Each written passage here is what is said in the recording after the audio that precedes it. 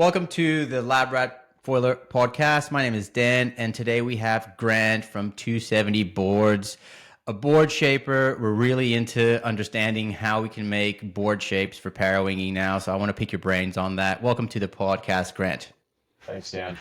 Grant, I want to start a little bit by understanding your sports background, your history in sports. Where did you start, even if it wasn't in water sports? Just everything that you've been doing in your life, which is a very interesting life, and we'll touch that on as well. And what led you onto this foiling business that you have now? No, absolutely. It started really young. Learned to swim before I could walk. I grew up swimming throughout my life, swam through college. So the water sports has always been a part of my life. Grew up surfing. Grew up in the northern coast of California, in the valley, just inside of Santa Cruz there. So grew up surfing, was tired of the crowds like most of us. A lot of days in the spring and summer, it gets blown out up in Northern California primarily. And I remember coming back from college and seeing kite surfing and windsurfing, and I would always go try to surf north of Santa Cruz because that's typically where the good surf was, get away from crowds. And that really caught my eye in the wind world. So at the time, I had lived in San Diego, of all places, which is one of the lightest wind areas around. And I picked up kite surfing. And I think it took me about a year to figure it out because of how bad the wind is down here. And so after I figured it out, I started traveling more north and going home quite a bit to take advantage of the consistent winds in the spring and the summer. And by consistent, comparably, a consistent day in San Diego is, if we're lucky, 12 to 15 miles an hour versus anything north of Point Conception, which is basically the center of California, you get 20 to 35 knots on any given spring day for the most part.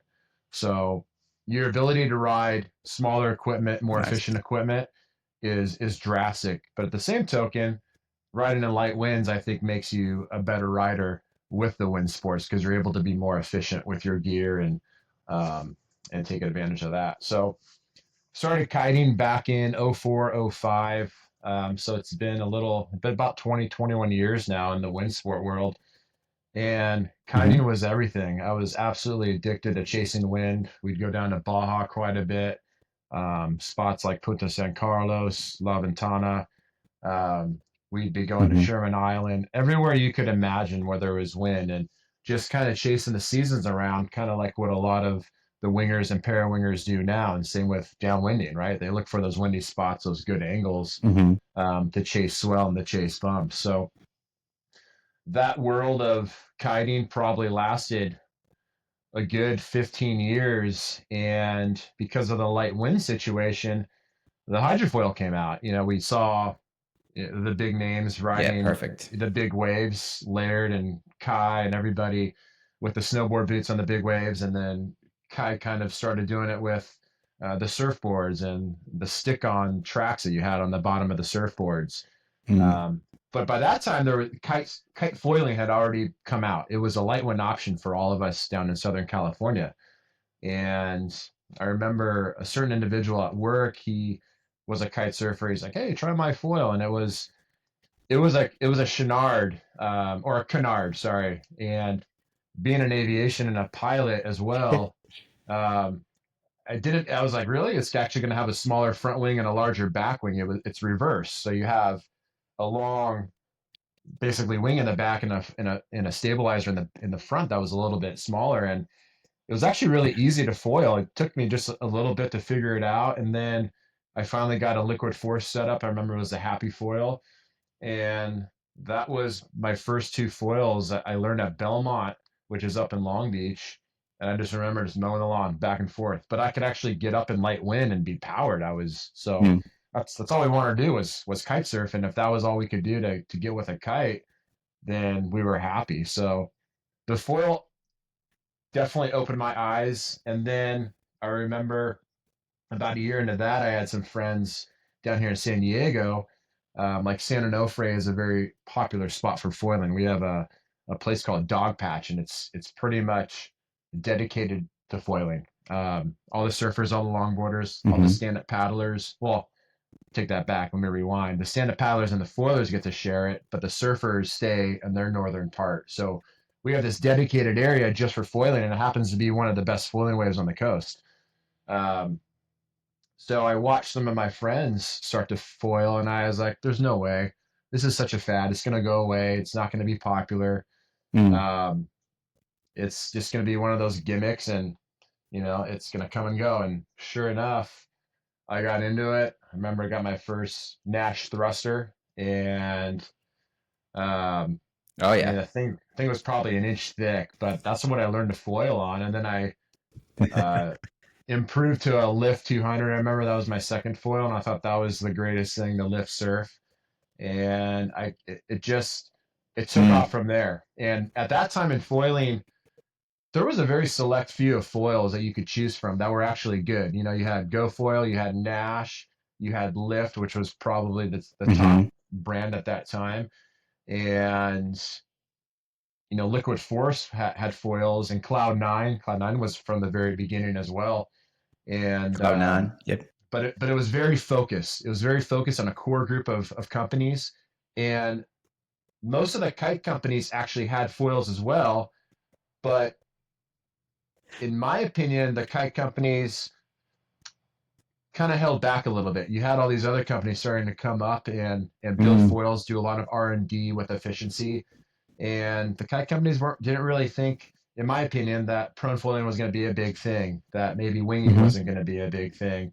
But the kite companies had the advantage when winging came out that they had the technology with the SLE kites, the single lead and edge kites, that Yeah. they could actually build a quality wing. Mm. Um, so the whole evolution with foiling and getting into winging, that was a really interesting path that I saw. And in the beginning with boards, this is kind of where I got my ideas. We were designing boards with a local shaper here. He's been building surfboards for over 30 years, Steve Ford here in Carlsbad. And he started popping out some little carbon little soapbox boards that we would prone on, and they worked fine. And then Freedom Foil Boards was developing boards at the time, and they were coming out. And it didn't matter which designer, which board that you rode. In Oceanside, where I live, it's a mecca of surfboard building. You have a lot of major shapers throughout the Mm-hmm. world that get boards, glass, and built that just down the hill here. So we definitely have, I think, an edge on board building in this location. And with Steve Ford, we started designing some foil boards that worked fairly well. But we always encountered issues, whether it was blowing out boxes, the carbon job, the lamination Mm. wasn't that good, delaminations. There were some other board builders, Freedom Foil boards, that were coming out with amazing designs. You have King Paddle Sports in Yeah, they were cool. Carlsbad, and yeah, so it was the evolution, right? I mean, in the beginning, there was a lot of issues. We were using light foam core, but the lamination wasn't holding up. The boxes were popping out, and being a bigger rider, one of Mm. my biggest issues was I was literally foiling, pumping out the waves and licking waves, and I could hear boxes crack under my feet every time I would pump and give it that front forward pressure. Christ. And I would flip the board over, and the lamination would be protruding, and you could see the box Gone. actually ripping the carbon Yeah. fiber out.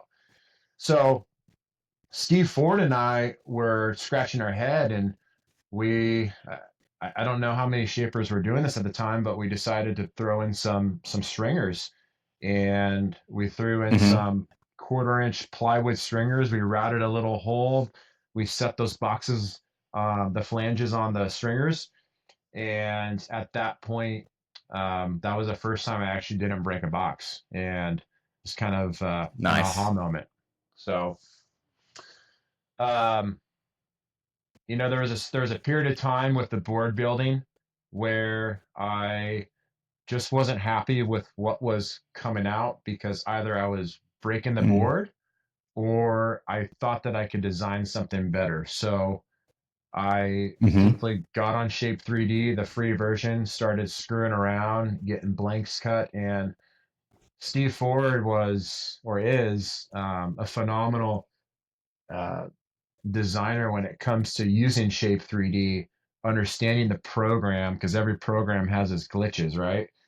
Um, Yeah. and it's about control points. It's not having too many control points, understanding the curves, adding the slices in the board, Mm, different there's just so much that goes into Shape 3 and computer aided design. And I just kept working on it and improving. And I would look hmm at other shapes out there that I really enjoyed. And I would try to not necessarily copy, but I would mimic them, but make them better in my hmm way. I would add volume, but I would use a similar outline, and I would get rid of things like double concave and put a flat bottom and see if that worked better. Yeah. Add some more hard edges, maybe make a little more displacement in the front. So it was a lot. It was a big evolution of board building, and it's still going on. I'm still learning a lot. I'm still improving designs, and I've had a few comments over the years when I'm doing this is, well, I'm paying for you to learn how to build boards and the evolution, and my response to that is you're paying every company for the evolution of board building We or 100%. or We all are product doing the building. same thing. So for Yeah. somebody to tell We're me all that I testing. should, Yeah. yeah, and for somebody to tell me that I should know how to do this and make it perfect, excuse my French, but that's bull crap. It's Yeah. in order to be better, you have to be willing to improve, and that's going to be through the evolution process of board building, better materials, better design, better lamination schedule. It's constant, and you're never going to stop learning, or else you're Mm, going to get passed up pretty quick. So, um, 100%. so kind of going back to, integrating the boards with now the evolution of foiling and the sports that come in. I took up winging. Winging, I hmm still absolutely love. I still kite surf as much as I can. Um, what's great about winging is you're able to, it's all discipline specific, right? So there's some days that are better for kite surfing, and there's some days that are better for hmm wing foiling. And there's some days that are better for parawing versus downwind. And Yeah. 100%. my goal with wind sports was to be able to get out there and do any sport, whether it's surf, stand up surf, take the ski out, go tow, do step offs, Mm, tow ats with the surfboard, tow foil, um, winging, prone foiling, getting in downwinding now, the parawing, winging, you name it. As long as hmm there's something out there, I have a discipline that I can go have fun on the water and enjoy our ocean I or a love that. lake. So I love that. that's, I think to me, that's not saying I'm the best waterman or a true waterman, but to me, the definition of a true waterman is the ability to do all the sports that you can get your hands on and do it well. And hmm my goal is to be a good waterman in every aspect. I So love that because I think there's we experience very different conditions as well, and just the ability to on the day that it's perfect for winging, go have the best winging session. If it's a downwinding day, then go do that and experience or do the best thing that the conditions are giving you for that day. That's completely resonate with that, man. absolutely, and it's very spot specific. hmm San Diego, we're going to be focusing on different disciplines versus Central Coast of California and Northern California, because the conditions here are completely 180 degrees different from what we got up north. Yeah. Um, and then just south of the border in Baja, 30 minutes from here is ripping wind, just like it is 4 hours north of here in California. So we have a lot to offer here in California, all the way basically to Cabo San Lucas, as far as different choices and different disciplines that we can use. And I don't believe a lot of people know that, or that they do, but they're not willing to make that effort to go chase those conditions, which make you a better waterman all around. Yeah. It's a type of Uh, person as well, isn't it? yeah, It's just a mentality. There's always the surfer mentality that will be a surfer for the rest of his life. But right. And that's good for them, and they're happy doing that, and that's great. But what I love about our sport is that it allows us to experience the ocean so many different ways, to be out there, and to, I think that allows us to share this information and stoke so much better than just sticking to that one thing. So dude, I am all over that kind of headspace, and I'm glad that you have that headspace. You're going to be a better board shaper for that as well. Yeah, and I believe, kite surfing was the first community that really surfing surfers in general are very closed-minded. Hmm. It's very hard to get a soul surfer that's stuck on a shortboard, a thruster setup to branch out and enjoy a day on a stand-up surfboard or a Hmm. longboard, or even a step up or a mid-length. And like I said, I mean, to be a true waterman, you got to be able to adapt to any Hmm. type of craft out there and do it well. And, Hmm. even maybe learning switchfoot. There's a local legend here, Ted Robinson, who, I've learned everything from him on the ski and I continue to learn. He continues to gripe at me when I make mistakes, but that's how you learn. That's how you become better. But for me, kite surfing, I'm able to kite switch stance, and I can kite switch stance Nice. almost better than I do frontside because of our predominant wind direction. And Hmm. Ted's a good example. He taught me to ride switch stance on a stand-up surfboard, and he's trying to do that for even foiling. So God, that's there's hard. you gotta always be up for change and up for a challenge and to make yourself better because that's what makes it fun. That's what it's all about. Um, and I guess with foiling and winging and starting this board journey about 2 years ago, our my primary goal was to one, I'm a bigger rider. I'm 6'5" right now. I'm about 230 with a wetsuit, probably 240. Hmm. And I wanted to make boards. It's easy to make a board for a smaller rider, but it's harder to make a board focus on a larger stature rider. Um, and I really wanted to focus on designs that we can get our bigger stature riders up, especially in lighter wind. It's everything. If you don't have the right board, you're not going to ride. So the Mm. board is your foundation of foiling, just like all these other disciplines that we have. And it's going through prototypes, it's going through different models, seeing what doesn't work, what does work, and adjusting the volume Hmm. and focusing on board speed. And now we got these high speed foils that are coming out. What's the most efficient board to get that foil going? Or the evolution of board building has just been incredible, from the stand-up foil boards that people used to ride in the surf, even try to downwind on, to what you see now that are 17, 16, Oh, 15 inches wide. 100%. Yeah, it's um, crazy. and that's going to happen with parawinging to some extent. But Hmm. parawinging is just another branch. It's another tool in our tool belt that we can use Hmm. out there in the ocean. When did you first see a parawing? What was your introduction to parawinging, and what was the first one that you laid your eyes on? The first one that I saw was, I think, like well, I think the first production one I saw was a BRM. Hmm. I remember seeing Sinbad on some funny looking trash bags out there, Yeah. and she's always chasing wind. And I met Sinbad years ago Cool. at Sherman Island, and we've kind of connected over the years. Don't know Hmm. her very well, but we know of each other when we see each other. And I remember seeing her, I think in Maui, on some very small little pocket wings. And I think also they were trying to use trainer kites at some point, like cutting the strings down, putting a bar on it. Yeah, they did all From sorts of stuff up there, man.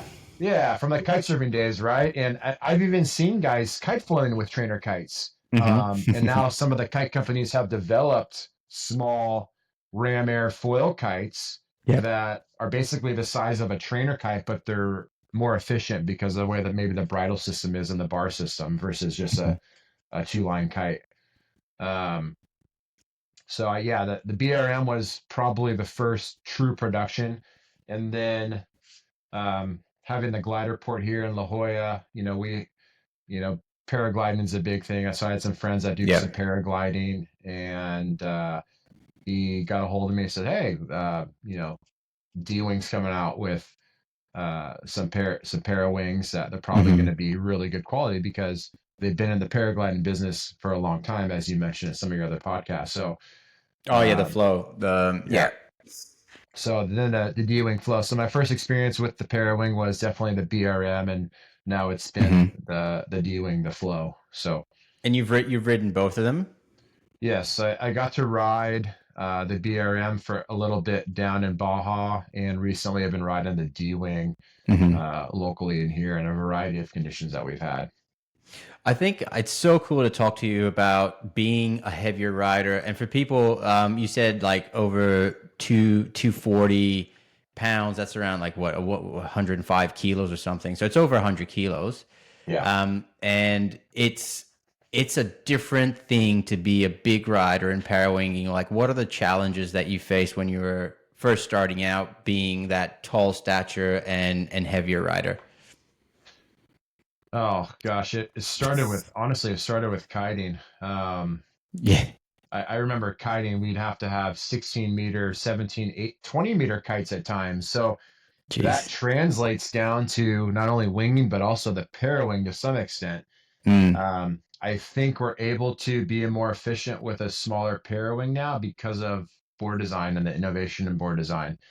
So as far as parawinging goes, I straight went for the 5 meter because of or the 5.2 where we live in San Diego, and we actually had been able to test it locally here in a variety of conditions from about 13 to 15 miles an hour to well over 20.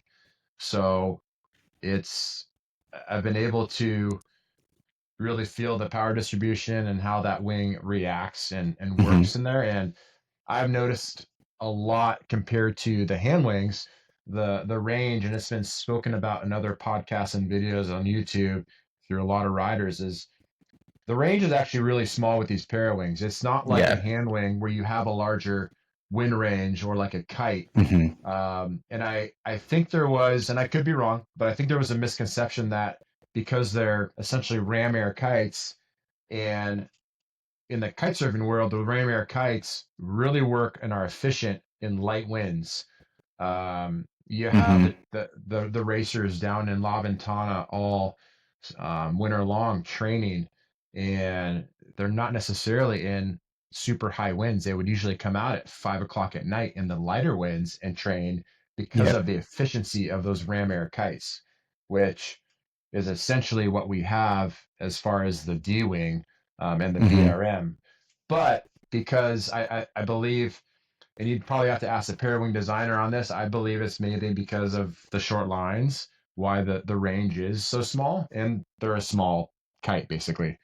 Hmm. So that range is very tight, Hmm. and that's been my experience. And also starting on a larger leaderboard, um, I had some friends in the beginning say, "I just take out your 40, 50 liter board," Oh God, no. but that's to me that's worse than winging and learning to wing on a sinker versus a big Nah. floaty soapbox.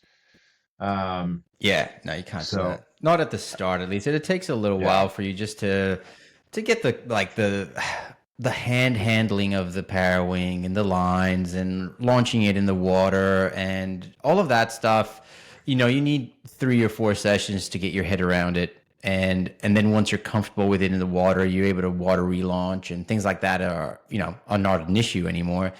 And you're getting up, then sure, like start thinking about downsizing your gear. But I started on the biggest thing I had, like the biggest downwind board I had and the biggest foil I had.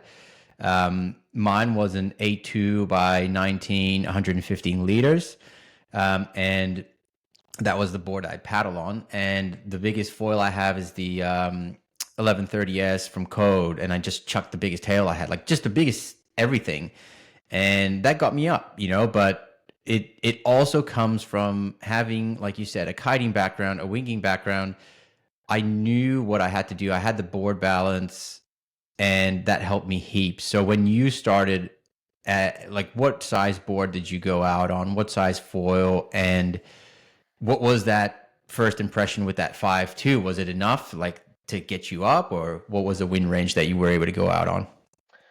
You know, I was on a BRM. It was the 4 meter, 4 point Mm-hmm. whatever it is, and I was on a 90 liter downwind board, which is actually really small for me. My size downwind that I'm, going through this process and painful process of learning is start at 145 now down to 130, Mm-hmm. but 90 liters, 90 to 100 is about my neutral buoyancy in a board. So Yeah. I knew that I would be, for the most part, on top of the water once I get just a little bit of board speed. Mm-hmm. Um, so once I figured that out, put the Parawing up, went through the rat's nest mess like everybody's gone through, saying a lot of Yep. swear words, just like we Oh did yeah. with the downwinding. Nose of the board going into the lines, the It's Parawing horrible. filling up with water. It was just miserable. Um, until I had a good friend of mine, Chris Goodzite from Cloud9. He's like, dude, wear my harness. It's gonna be a lifesaver. Mm. And this Anchorman harness is a lifesaver. If you're learning to Parawing, and it's not, I'm not saying this because I'm sponsored by Cloud9 or promoting the product. I guess I could say I'm promoting the product because I know it works. But when you wear this harness and you're able to wear a shirt and tuck your Parawing in your shirt, put the bar in the harness and put the leash on there, my gosh, it makes it a heck of a lot easier. And not only that, being able to hook in. And this is important in the Parawing process Mm-hmm. because in the beginning kite days when there was no depower, you basically had your arms ripped out of your shoulder sockets. Um, so the harness really, in my Yeah. opinion, and being able to hook in, you're able to not only feather the power, but if you release that Parawing, it's instantly going to um, flip out onto the water, and you pull it in, and it's never going to tangle. And that's big safety issue that I see, that Mm-hmm. is really important when you are Parawinging out there. And it made my learning process a million times easier. And I've had a couple sections of the D-wing without the harness, and it's been absolutely miserable because I'm just getting yanked as hard as I can. And then once I'm up, I can barely Mm. edge because I can't hook in and really control all that power with my waist like a kite. Um, so yeah, It's tough, man. It's tough because yeah, we're still at the. I think we're still at that point where. Sorry, and I think we have a little bit of lag here in the audio, but sorry if I'm speaking over you, Grant. I think we're at that point still where the pairwings, the pairing you need to get up is probably not the pairing you want to be riding once you're up. And the gear is going to get better and the wind range is going to get better, but it is a very small window of what can get you up and what you can ride once you're up. When you're downwinding, I think it doesn't matter that much because you're going towards the wind and you can depower the wing that way, creating slack on the lines, and you're just right. packing it to do a downwinder. But if you're doing upwinds and downwinds and like riding in the same spot, there is a narrow window there that you just can't edge upwind, and the thing is just gonna haul you downwind. Right. And that's where, wearing something like a harness, if you are doing those upwind tacks, that's going to make your life a heck of a Mm. lot easier. It's going to save your arms, your energy. Um, and I agree with you. It's Hmm. once you get up, they're very powerful, and that's where, we'll get into it, but that's where board design is very important. And um, Hmm. just learning how to use the Parawing. It's not a wing that you're going to be pumping uh, like a hand wing or even diving really like a kite. The D Hmm. wing is actually, compared to the BRM, you can actually get a little bit of a pump out of that, which I thought was pretty impressive. But the BRM, that thing will just collapse on Yeah, you. So there's definitely a yeah, difference with it those doesn't take the designs. pumping that well. Yeah, I think the BRM and the D Yeah. wing, they're both amazing in their own way, but they both have pros and cons, and that's just the way it is right now. With because there's only two products out there until Ozone comes out with theirs here pretty soon. Yeah, it's I agree with you. They will both do the job, and they will both get the job done. I These Parawings right now, I think because it's such an early market, the brand that will probably be seen as the better brand is just a brand that does it all, because it's Yeah. a niche market. So if you do it all, great, everybody can have fun. But if you're a brand coming out with a Parawing specifically for wave riding or specifically for downwinding, then you're like creating something for a niche in a niche, and then I think the market's way too small for that still. But in speaking about board designs, and this is what I really want to get into with you, because you have really good knowledge of what's working in this mid-length kind of size range. And I think the mid-length size range is absolutely fantastic for parawinging. But what do we have today in the market? What's like the standard winging mid-length that we have today, and how the parawinging mid-length might have to be a little bit different for to support parawinging in a better way? I think the average mid-length for winging it depends on where you're at, wind speed wise. Here in San Diego, which I don't wing a ton down here because I'm in higher winds so much. But from what I've seen, it's going to be the larger boards. It's going to be, anything from 6 to 8 foot, maybe even downwind boards to get up. It might be some of those smaller soapboxy type of Mm-hmm. boards that are a little more square.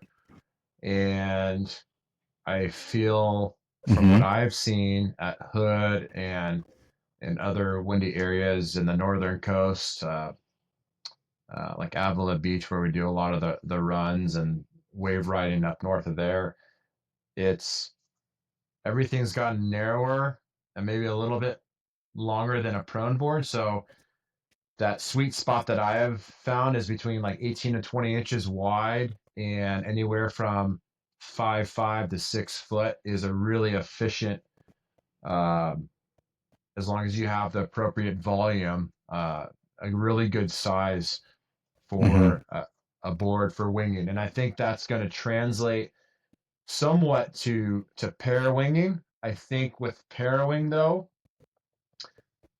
you you might need a little more volume, a little more length, but you can keep that narrowness for board speed. And it's like I said, it's an evolution, right? We're trying to figure out. I got a board back here for a guy about my size, and this one's about 7'4". I believe it's 19 wide, and it's going to be it's still an incredible wingboard as well as a pair wingboard. But the guy's also 230, 235. He's big like me. Um, and it's I Mm-hmm. believe Mm-hmm. this board right here is this thing's 120 liters. So 7'4", 19 wide, Okay. 120 liters. But that's going to enable him more than neutral buoyancy, get a lot of board speed really fast, because with that Parawing, you're basically pointing straight downwind and get on foil. And the volume and the swing weight distribution is designed specifically for that. And it's almost like a mini downwind board, essentially. That's kind of my vision with a lot of the Parawing boards.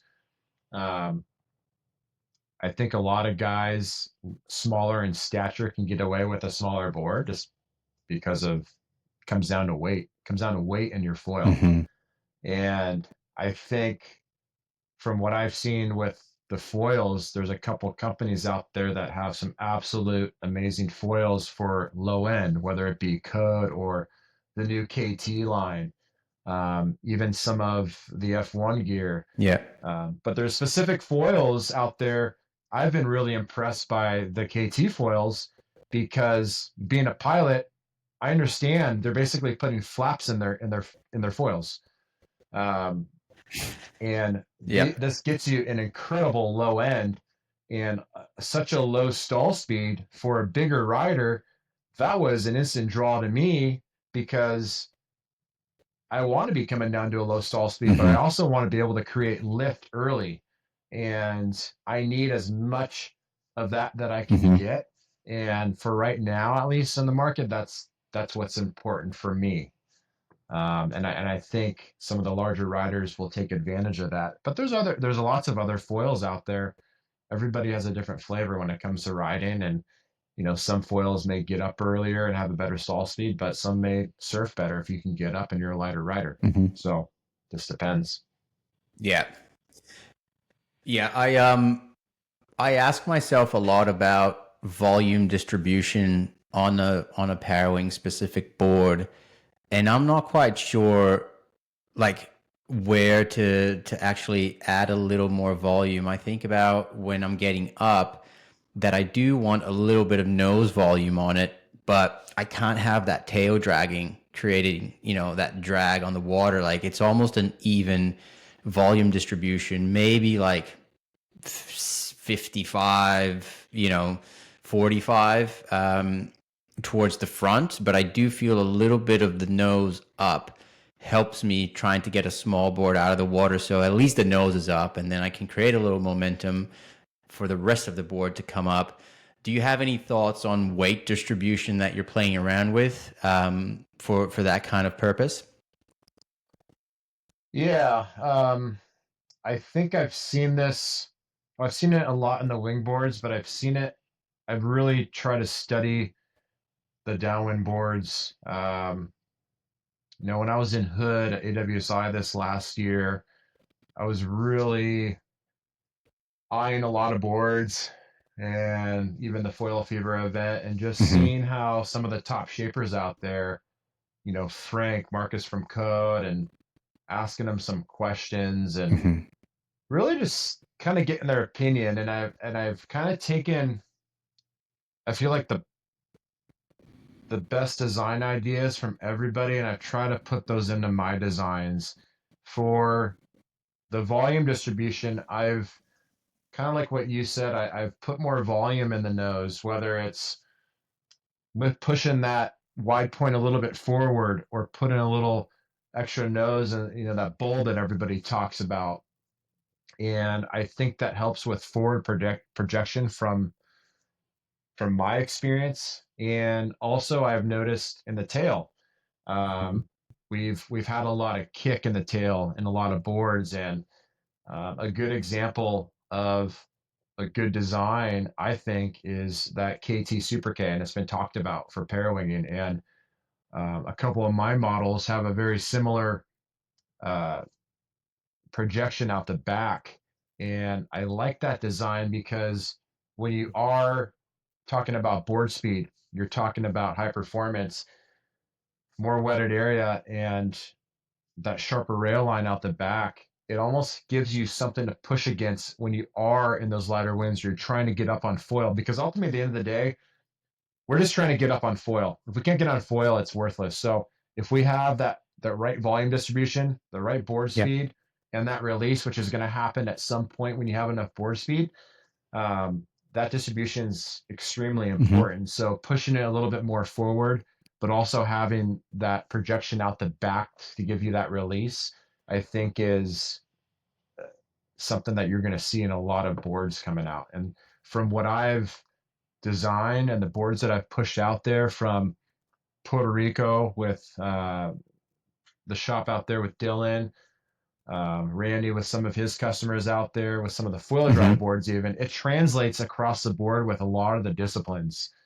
And I, I've Yeah, just had a nice. lot of I've had a lot of success with it, and it's a lot of R&D. It's a lot of trial and error. Some boards we make, and I get out there, it's like this isn't working. And I have a wing board that I can show you that works really well, and a wing board that I can show you that it works really good once it's on foil. But to get on foil, it's a lot more work than this board because of specifically the tail design or the outline and how where I put those hard Hmm. edges on the bottom to get that release.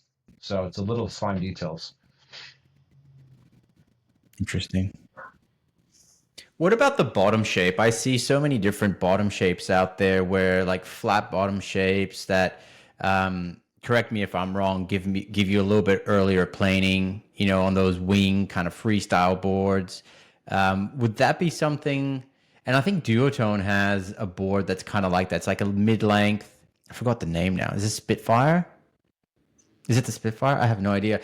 But that is kind of a mid-length size, but very flat bottom. And what does a flat bottom do to that initial planing and planing speed? It's an interesting question. I was going back and forth with this quite a bit on board design and bottom design. And I, this is just my opinion. I try to throw more of a displacement hole in the front, so more of a rounded hole, and translate that right at your front feet to a planing hole that's flat. But it's going to depend on the type of board as well. So the board you see behind me, it's got more, it's basically like a mini downlift. It's got displacement in the front, which translates into planing out the back with some sharp edges for the release. And I saw a Mm-hmm. really good video recently with water flowing over. I think it was on Instagram. Somebody posted something about hard edges and water flowing over a hard edge and water flowing over a curvature edge, and you could see how the water sticks over that curvature edge and over that hard edge, that 45 or whatever it was. It launched off, and it was very evident that that water wanted to release. Um, so there's with the board Nice. design, the goal obviously is forward projection. If you look at the old school paddle boards or the bark boards and you Mm-hmm. study their designs, they got a displacement hole pretty much through the whole thing to the tail because you're on your stomach anyways. But that displacement gives you board speed, projection. But to get on foil and to release that board off the water, you need a planing hole with a sharp edge. Um, and there's some designers out there that Gotcha. I highly respect. They think planing haul all the way back and flat with hard edges to the very nose is the way to go. I would disagree a bit because now you're talking about touchdowns as well. If you have a hard edge and a touchdown, that hard edge is going to catch more than a planing Mm, hole or displacement hole. I'm getting mixed up with my terms. That's going to bounce off and skip off the water, which is what you yeah. see with a lot of downwind boards.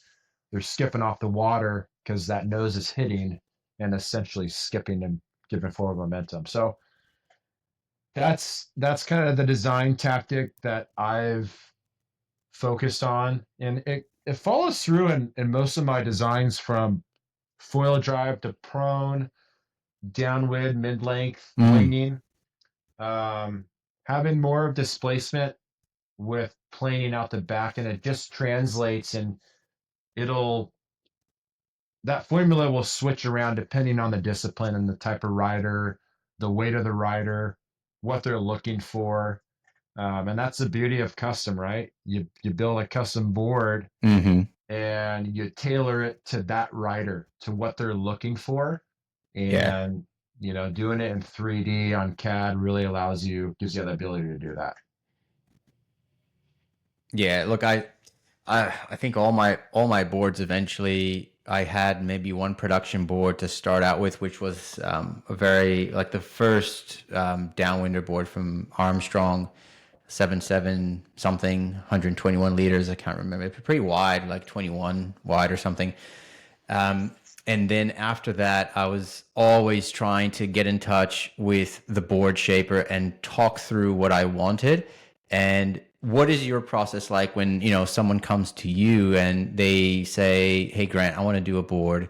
This is what I have in mind. I love this interaction with the shaper and doing something custom. If you have the opportunity to do that or, have enough need, let's say, to do something custom. What's your experience like with customers when they ask you for one?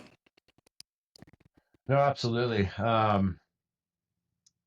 It kind of brings me back to the custom surfboard days, right? You go into the shop, you talk to the shaper, you tell them what you want.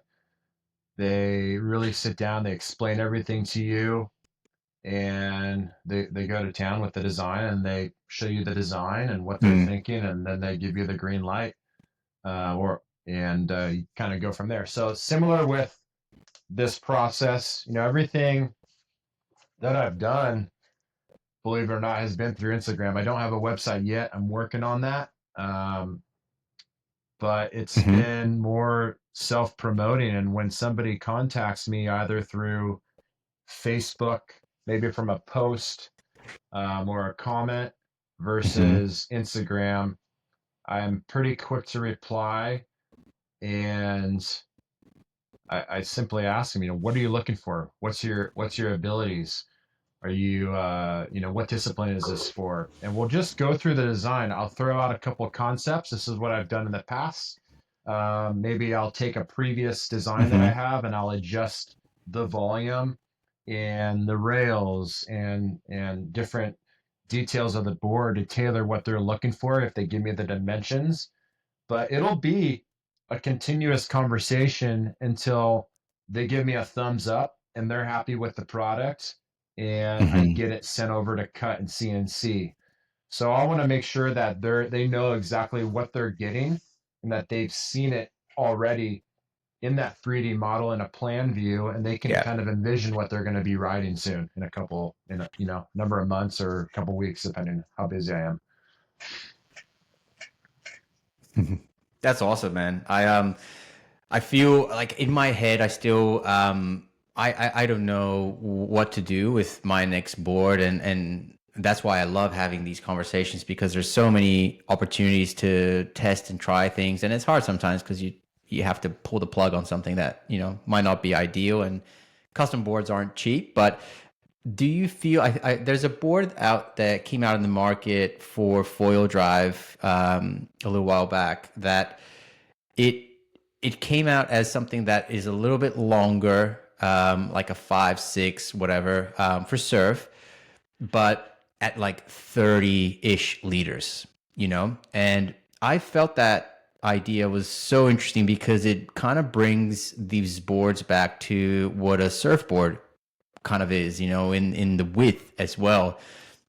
Have you explored with anything that is long, like 5.5 or 6 foot, but really low volume? And if you did, like, do you think that's something that could work? And me, I'm just spitballing ideas right now. Are we talking about for Parawing primarily?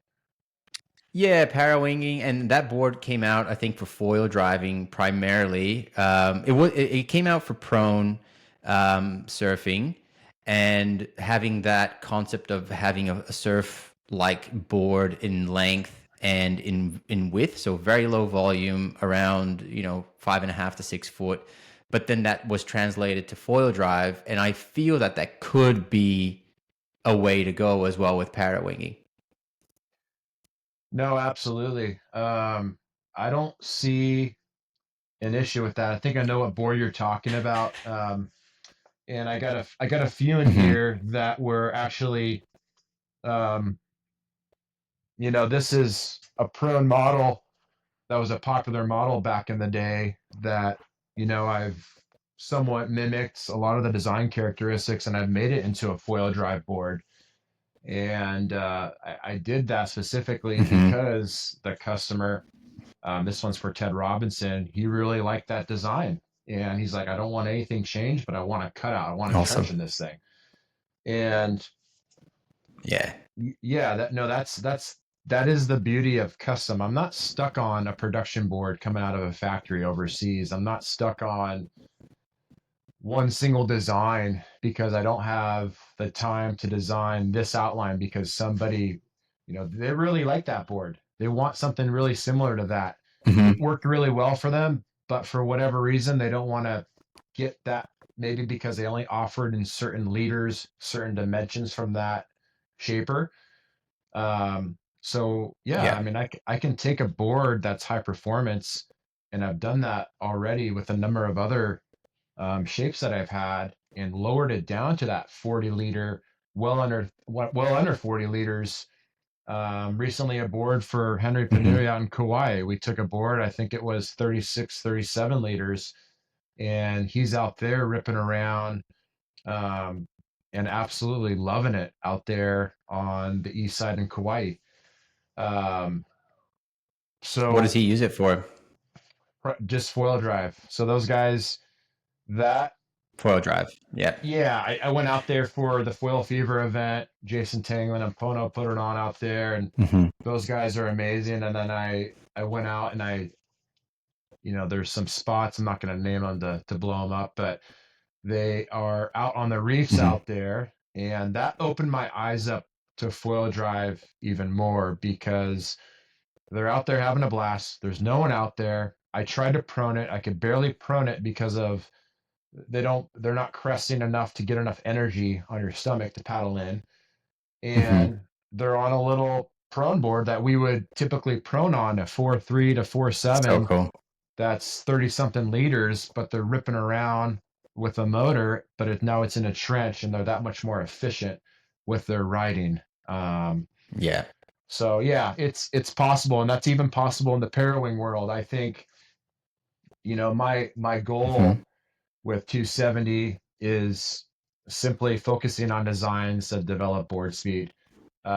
I want to be able to have these riders ride high performance foils and ride a smaller board and get up and feel like they're ripping around, snowboarding out there on the ocean. And I think we all feel the same way about foiling, whether you're downwinding, winging, parawinging, towing, proning. I mean, I don't know what the next branch of discipline it's going to be with foiling, but it's absolutely I know. it's never ending, and it's hard to keep Mm. up sometimes. But I was I was really against the trench boards for a while. I was like, there's no way it's going to be a pain in the butt, but it's become a very popular thing in that discipline All right. because it truly does work. And there's different Yeah. designers that will say different things about the trench and how it should be, but at the end of the day, if I haven't had any really negative comments, I know the product's working.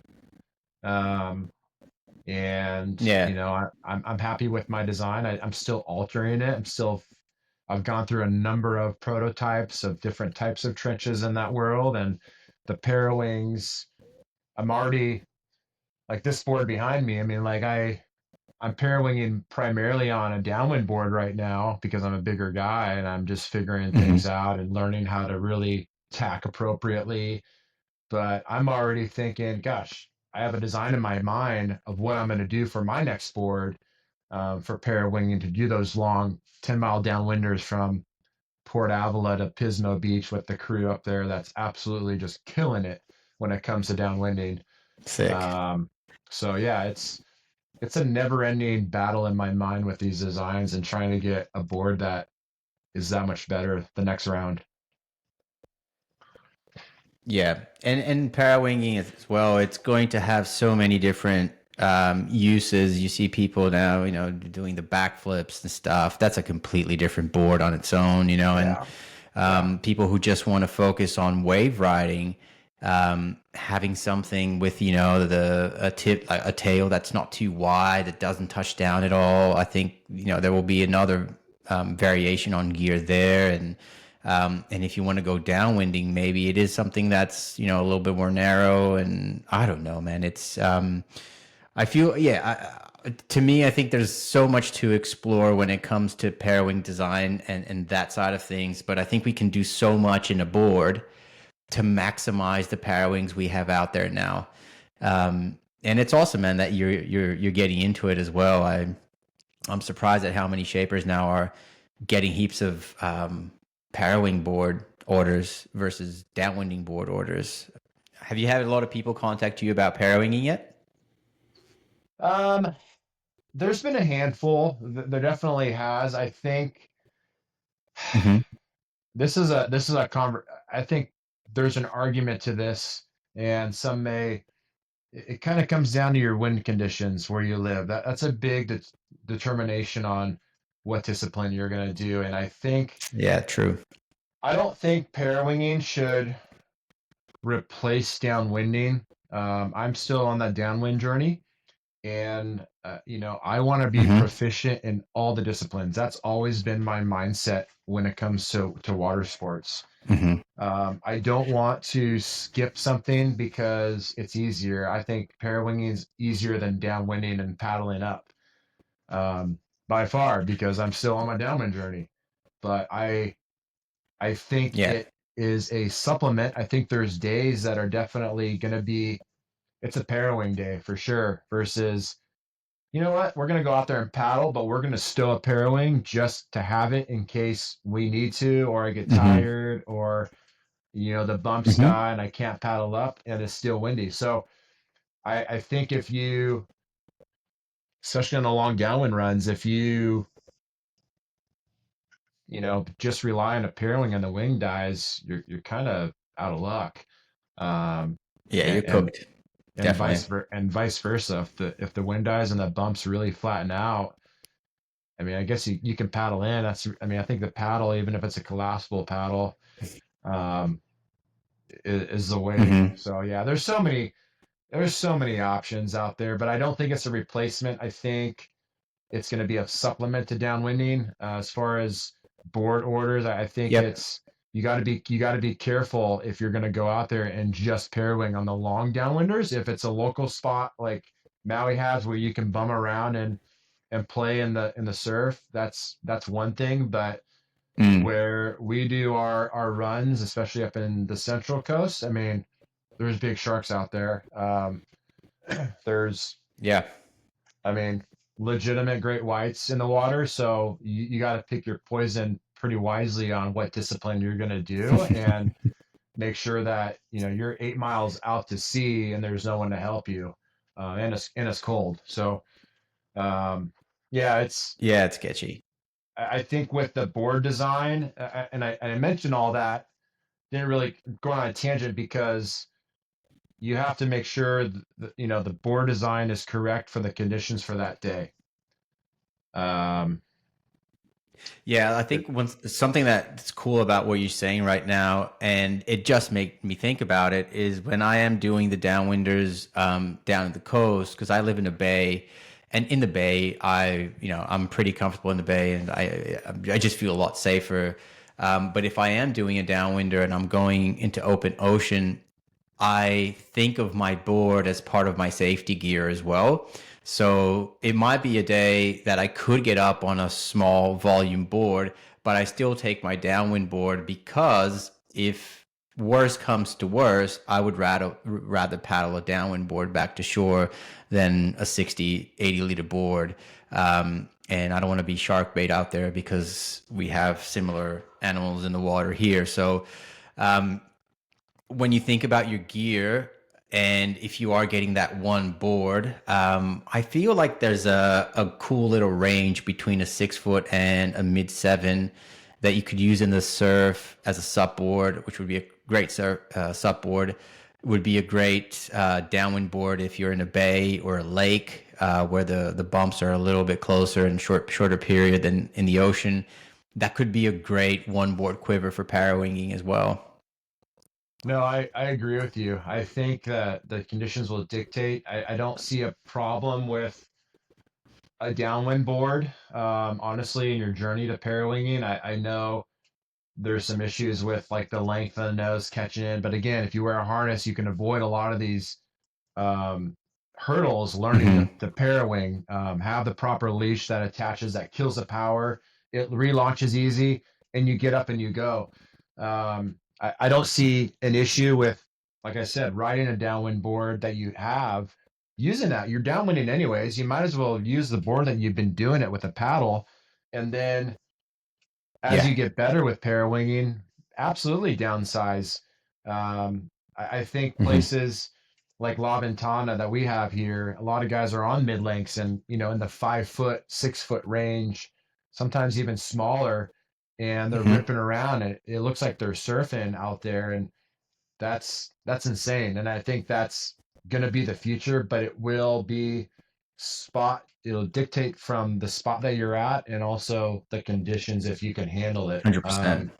So it's that's the beauty, like I said, of the custom board work. I mean, it's what I need to know from my customer is, one, where you're at, what are your conditions, the type of rider you are, your riding level, and what are your goals? Mm-hmm. Because Mm-hmm. my goal here in San Diego versus when I go up and do my normal 9 to 5 job on the Central Coast is completely different. I'm going to be on my downwind board on a parawing board here, and up there where it Yeah. blows nonstop like a fan, I'm going to be on a 7 foot parawing board that I make. That's much more efficient. It's a little bit lighter. The swing weight's better, and I can rip around. I can pump Mm-hmm. longer. My endurance is there. So there's so much that goes into it, and logistics where you're at. Dude, is there anything we haven't touched on that you want to talk about? 270 boards, things that you're working on, things that are coming up for you this year that we haven't spoken about. Um, yeah, I've learned through this board building process, and I've talked to a number of really talented board builders, and I'll shout out to them like Ken Adgate. That guy's a legend. He is a Hmm. wealth of Yeah, information. awesome. His boards are incredible. Amos has helped me with a lot of the product. The boxes that I use are all Amos, um, Hmm. and Lab Goat up in the Bay. He's more or less, I guess, a backyard builder, but the guy's an absolute genius when it comes to building boards and Hmm. lamination and understanding the strength to weight ratio. I mean, there's so many good board builders and designers. Frank out of Maui, I met him briefly in Kauai, and KT. I Awesome. mean, I'm not even. I'm such a peon compared to these guys, but they have a different mission, a different focus. They got their product, and I respect all of them. I'm just focused on my little niche, which kind of is everything. If you look at Hmm. my shop here, I mean, I got everything from wing to stand up sup to parawing, a downwind board, trench boards. I do it all, and I've realized in this board building process, you're only as good as your last board. And I recently got a new laminator. Um, Corey Richmond, his dad Craig, is an absolute legend in the board building business and lamination business, and the guy is outstanding. I mean, it's attention to detail. His sanders that work for him, Andrew, and Hmm. they understand what my mission is, my goal, and to put out a product that doesn't come back to bite me from maybe a DLAM or something. And I've gone through those growing pains, and it is an Hmm. evolution, whether you like it or not. You're paying for these custom boards. You're paying for the evolution of board building. You're paying for a better product, and they continue to get better, Hmm. and they will. Something that I produce today, there's going to be something better next week or the next month, and that's just the way it is. And I'm going to continue to do Yeah. that. Um, but yeah, it's just I the boards we're building them now up in the Central Coast, and I think everybody, sent a bunch to Dylan out in Puerto Rico, and Randy's really helped me out. He's a rider out there, and the Hmm. feedback's been pretty amazing um, across the board, and it's pretty cool to see boards up in Canada, Nova Scotia, Mark and Ross up there, Yeah. down in Texas, Puerto Rico, Hawaii now, Baja, obviously California. I got some boards in Colorado, Montana. Like it's becoming a worldwide thing, and it's pretty cool to see something you really basically started in the shop and on Instagram, and it's blown up into being a pretty cool project. And aside from my 9 to 5 job, I mean, it's definitely takes a lot of. It's been stressful, but now it's becoming less stressful because it's more of a fluid motion through this process of building a board and getting it to them. And I think what riders need to understand too when they do request a custom board, it takes time. It's a lot of work. Yeah. From Yeah. design It certainly concept, is. yeah, design concept, it could be a couple days, it could be that day, and then it's a good 2 to 3 week process just to get a blank. And Mm-hmm. then I have a line of individuals that have been waiting for boards. So I there definitely is an order. So I would just ask if you're a customer, just understand that I'm doing my best. I'm on it. I'm pretty communicative. and we'll get you that board as soon as you can. And Dane and Kainoa and Kauai and Oahu. I mean, those guys have been ripping around on some of my boards on either downwinding or proning, and it's really cool to see top level riders absolutely shredding on a 270. And That must be such a cool feeling to see the product yeah, out there. And obviously people will be reaching back and saying, Grant, this is awesome. And yeah, that's cool. yeah. I mean, like I said, I mean, I've had growing pains. I've had a few boards from prior laminators that I had some issues, and I've tried my best to take care of. But I'm also not dumb. I'm not going to get taken advantage of. That's for sure. And Mm. I will take every case that I encounter case by case and kind of deal with it in a smart, professional way. But I will tell you, the new lamination that we have and the laminator, Corey is excellent, and I haven't. It's a reflection of his work, and he cares about it, and I haven't had really any issues. As far as strength, the weight's been great in all the boards, which was a big Hmm. issue Hmm. with boards for a long time. People were really concerned about the weight. Um, but to me, the weight's fine. It's all about strength and integrity of the board. I want these boards to last. I don't want them to break down. I want riders to be happy and to ride a board for a number Yeah. of seasons and be absolutely stoked on it. That's awesome, dude. I want to thank you for coming in and really just riffing on ideas for parawinging boards and all that stuff. Nobody has the answer yet. Yeah. And I think the more information we put out there, it's just going to help us get there quicker. So thanks for coming on board. And if you are like a bigger rider trying to find a Parawing board, I'm sure that Grant would have so much good personal experience in his personal journey. So have a chat, reach out, and we'll chat soon, man. Maybe in 6 months' time, we'll bring you back, and there's going to be a whole bunch of stuff to catch up on and where designs have gone. Yeah, absolutely. Thanks, Dan. Appreciate it. All right, Grant. Thanks so much.